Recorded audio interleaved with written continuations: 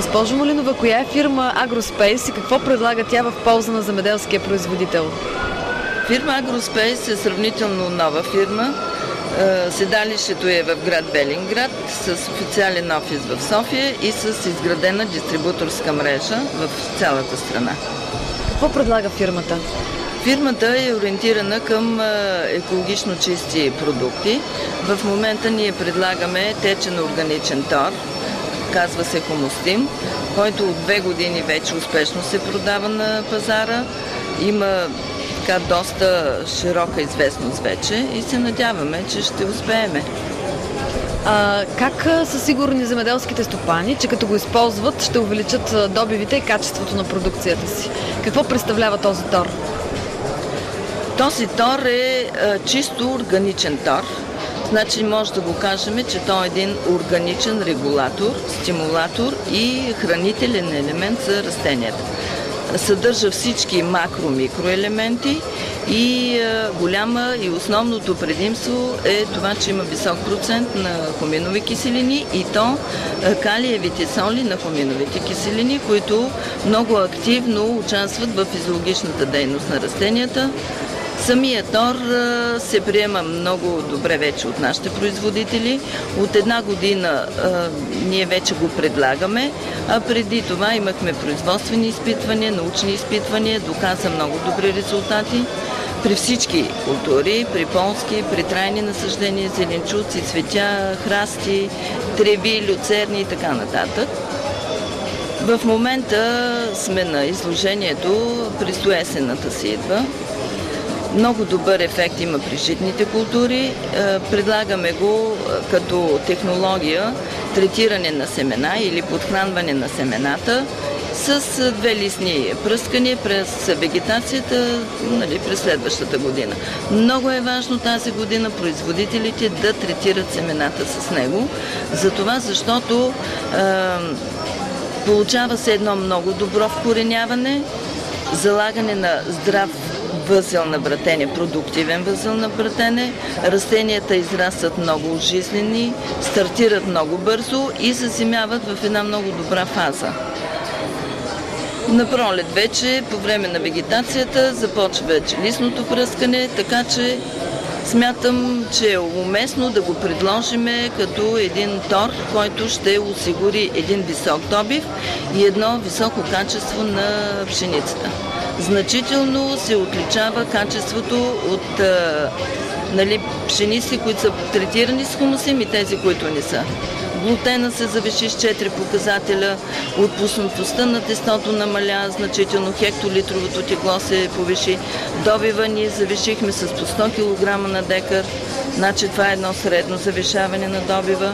Може и да се намали посевната норма за сметка на това, че се получава гъстота на посева не от завишената посевна норма, а от завишаване продуктивните брати, които са равностойни с много добра озърненост на класа.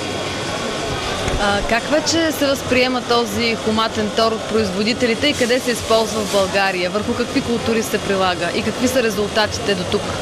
Значи успешно се прилага при всички култури. Имаме много добри резултати при царевица, при слънчоглед, при зеленчуковите култури, при трайните насаждения, лозята, овощните видове, ягодоплодните, картофите също много добре отреагират, цветята, декоративни стайни цветя в къщи, за ливадни площи, люцерни и така.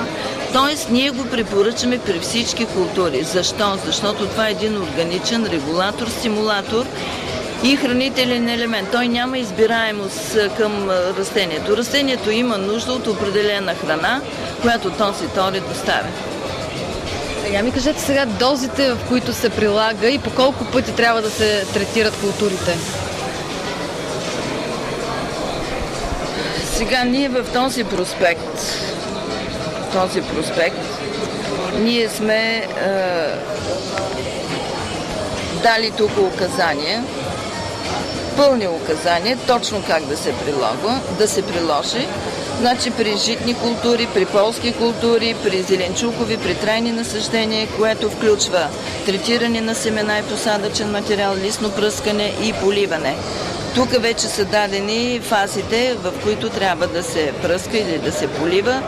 Вече добре е да се съвместява съвместно с ползвани пестициди, тъй като даже е препоръчително съвместно с пестицидите да се използва, защото то снема и този стрес на химикала върху растението от една страна, от друга страна много по-добре се усвоява химикала, нали, този препарат от самото растение.